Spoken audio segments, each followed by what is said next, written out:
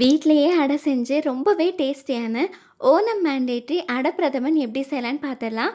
இது செய்கிறதுக்கு அரிசி மாவு பிஞ்ச் அளவுக்கு சால்ட்டும் நெய்யும் சுடுதண்ணியும் சேர்த்து நல்லா மிக்ஸ் பண்ணி இந்த பதத்துக்கு ரெடி பண்ணிவிட்டு வாழை இலையில ஸ்ப்ரெட் பண்ணி ரோல் பண்ணி இந்த மாதிரி நல்லா கட்டிட்டு 10 மினிட்ஸ் போல் சுடுதண்ணியில் சேர்த்து வேக வச்சு எடுத்துக்கோங்க. இப்போ தேங்காய் பால் அரைச்சி அதில் கெட்டிப்பால் தனியாகவும் தண்ணிப்பால் தனியாகவும் எடுத்து வச்சுக்கோங்க. பாருங்க, கடைக்கடையாக தேடி அடை வாங்க வேண்டிய அவசியமே கிடையாது. வீட்லேயே சூப்பராக ரெடி பண்ணியாச்சு. இது உங்களுக்கு வேணுங்கிற ஷேப்பில் கட் பண்ணி வச்சுக்கோங்க.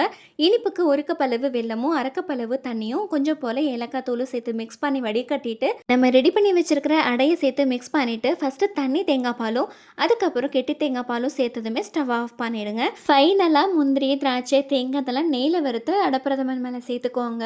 இப்போ நல்லா வாழை இலையில் சுட சுட அடப்பிரதமனும் அது மேலே ஒரு அப்பளமும் வச்சு அந்த அப்பளத்தை நொறுக்கி சேர்த்து சாப்பிட்டு பாருங்கள். வேறு லெவல் டேஸ்ட்டாக இருந்துச்சுங்க. நீங்களும் ட்ரை பண்ணி பாருங்கள்.